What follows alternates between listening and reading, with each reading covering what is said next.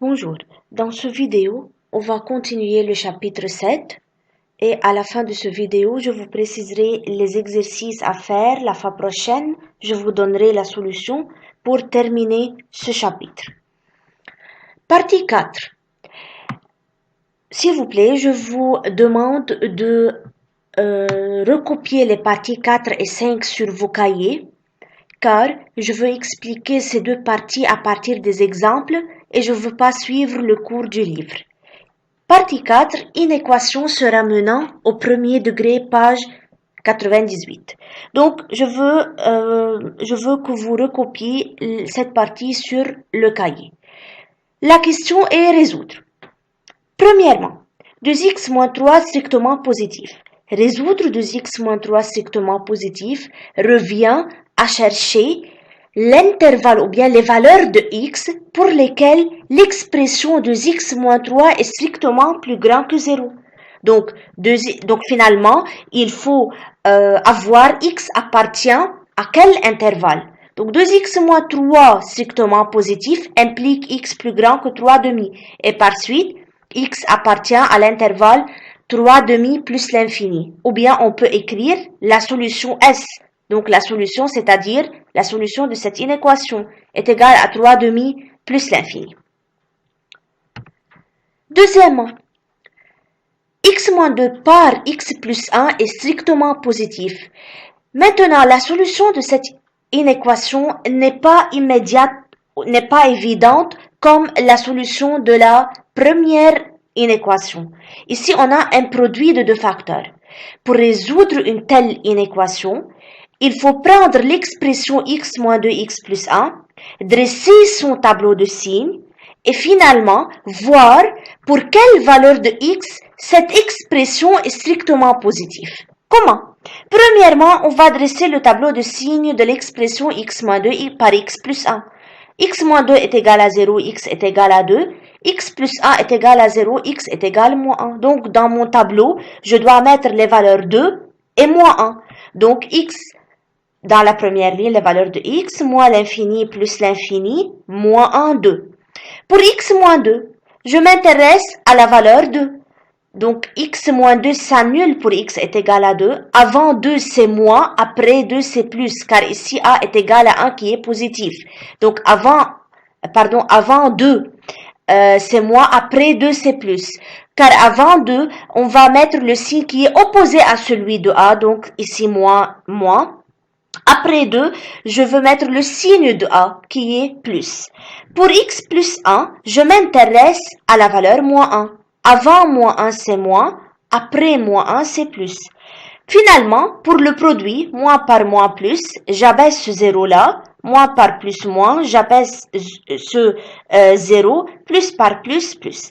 Maintenant, je dois chercher les valeurs de x pour lesquelles x moins 2 par x plus 1 est positif. Donc, je cherche les valeurs de x de la première ligne d'ici. Premièrement, je dois voir pour quelle valeur de x moins 2, x plus 1 est positif. Donc, ici, on a un signe plus. Dans cette région-là. Donc, pour quelle valeur de x? Pour x appartient à 2 plus l'infini seulement. Mais 2 ouvert ou bien fermé? Bien sûr que 2 ouvert, car ici on a strictement positif. Je ne peux pas la valeur qui y annule x moins 2 par x plus 1. Donc ici, x moins 2 par x plus 1 est strictement positif. Pour x appartient à 2 ouvert plus l'infini. Ou bien je peux écrire s est égal à 2 ouvert plus l'infini. L'exemple 2. De même, l'exemple 3, 2x plus 1 par moins x plus 7 plus petit ou égal à 0. On a dressé le tableau de signes de 2x plus 1 par moins x plus 7. Finalement, je dois chercher les valeurs pour lesquelles l'expression est plus petit ou égal à 0 et négatif. Donc, 2x plus 1 par moins x plus 7 est plus petit ou égal à 0. Pour x appartient donc dans cette région et cette région-là. Donc moins l'infini moins 1 demi, fermé car je veux plus petit ou égal à 0, union 7 fermé plus l'infini.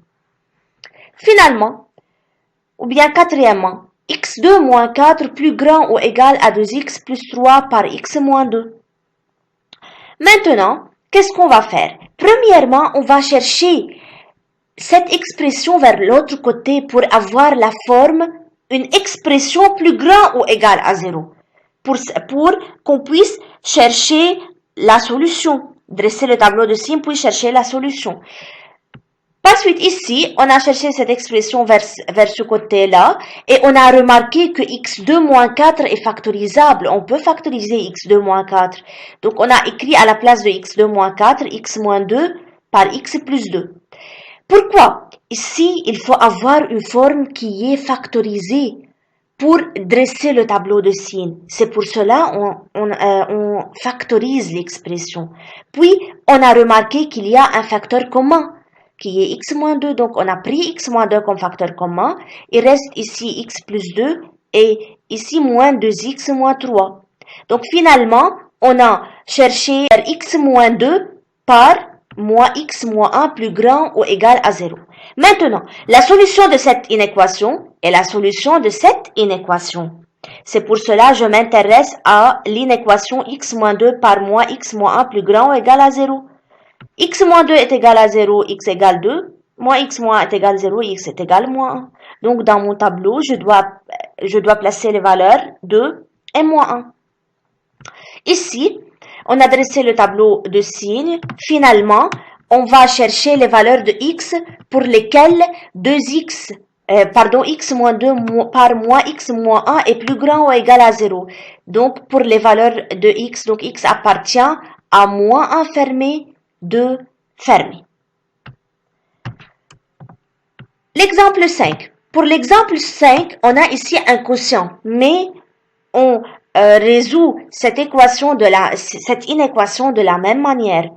Donc, il faut dresser le tableau de signes du quotient, puis chercher les valeurs de x pour lesquelles cette expression est plus grand ou égal à 0. Ici, avant de commencer, il faut écrire une condition. Donc, cette inéquation est définie pour x moins 1 différent de 0. Donc, x différent de 1. X moins, dans mon tableau, x est égal à 1 est une valeur interdite. X moins 3 est égal à 0, x est égal à 3. Par suite, on a dressé le tableau de signes. Je veux les valeurs de x pour lesquelles x moins 3 par x moins 1 est plus grand ou égal à 0. Donc, x appartient à moins l'infini, 1 ouvert, car 1 est une valeur interdite, union 3 fermé plus l'infini, car je veux les valeurs qui annulent l'expression x moins 3 sur x moins 1. La partie 7, de la même manière, cette inéquation est définie si x plus 1 différent de 0, c'est-à-dire x différent de moins 1. Ici, moins 1 dans mon tableau est une valeur interdite.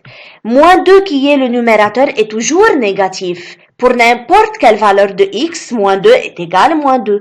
C'est pour cela qu'on a écrit moins et moins. X plus 1, avant moins 1 c'est moins, après moins 1 c'est plus. Puis moins par plus c'est moins. Par suite, moins 2 sur x plus 1 est strictement négatif. Pour x appartient à moins 1 plus l'infini. Dans la partie 7, de la même manière, on a adressé le tableau de signes de l'expression et on a cherché les valeurs pour lesquelles l'expression est négative. Donc ici, x appartient à 0, 1 demi, 0 ouvert bien sûr, 1 demi fermé, union 1 ouvert plus l'infini. Dans la partie 8, 1 sur x moins 1 plus petit que 3 sur x. Ici, avant de travailler avec cette inéquation, il faut dire que cette inéquation est définie pour x moins 1 différent de 0 et x différent de 0. Donc, dans mon tableau de signes, les valeurs 1 et 0 sont des valeurs interdites. Puis, on va chercher cette expression vers l'autre côté. Puis, ici, on a réduit au même dénominateur. Et finalement, on a obtenu l'expression moins 2x plus 3 sur x par x moins 1 strictement négatif. Moins 2x plus 3 est égal à 0, x est égal à 3 demi. Et x par x moins on ne sommes pas obligés d'écrire x par x moins 1 différent de 0, car on a déjà écrit la condition au début de notre résolution. Donc ici, on a dressé le tableau de signes de moins 2x plus 3 sur x par x moins 1. Finalement, je veux que cette expression soit strictement négative. Par suite, la solution de cette inéquation est 0 ouvert, 1 ouvert, union 3 demi ouvert plus l'infini. Dans la partie 9, de la même manière, on a mis premièrement la condition x2 plus 2x différent de 0. Alors, x différent de 0 et x différent de moins 2. Donc, ici, 2x plus 1 est égal à 0, x est égal à moins 1 demi. Par suite, x, ici, je veux les valeurs de x pour lesquelles l'expression est strictement positive. Alors, x appartient à moins 2. Moins 1 demi ouvert, union 0 ouvert, plus l'infini.